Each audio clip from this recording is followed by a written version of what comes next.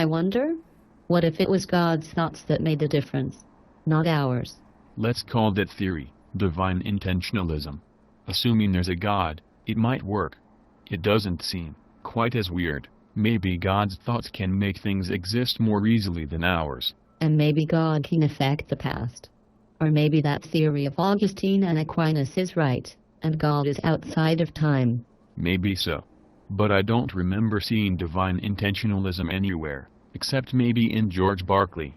Okay, so what's next? A related theory that can be combined easily with intentionalism, and sometimes is. They call it the Constitution view. Now, let me see if I can remember. Yeah, Lynn Baker and David Wiggins are two philosophers with this theory. And what do they think? Well, they explicitly tell us that things aren't what they're made of. As they put it, constitution does not equal identity. That seems weird.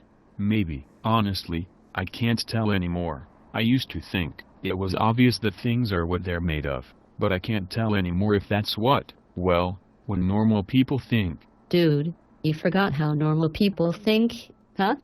Tough luck. Philosophy major. Well, maybe I forgot. Maybe not. Like I said, I can't tell anymore.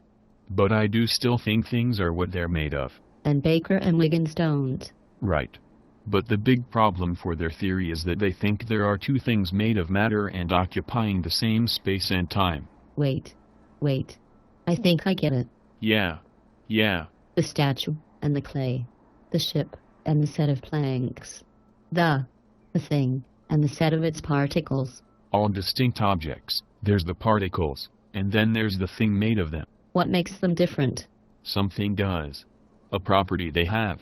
An arrangement, even our thoughts. If you mix this theory with intentionalism, like Baker, for one, does, I think John Locke had this theory for organisms, though I think he agreed with Chisholm for inanimate objects.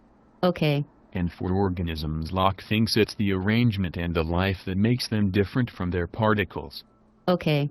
The point is, this theory has it that the statue is not the same thing as the clay it's made of. It's a thing made of clay and having some extra property that the clay itself doesn't have. That's crazy, though. Thinking two things exist in the same place at the same time. Maybe. It's definitely not common sense. But maybe it's not crazy.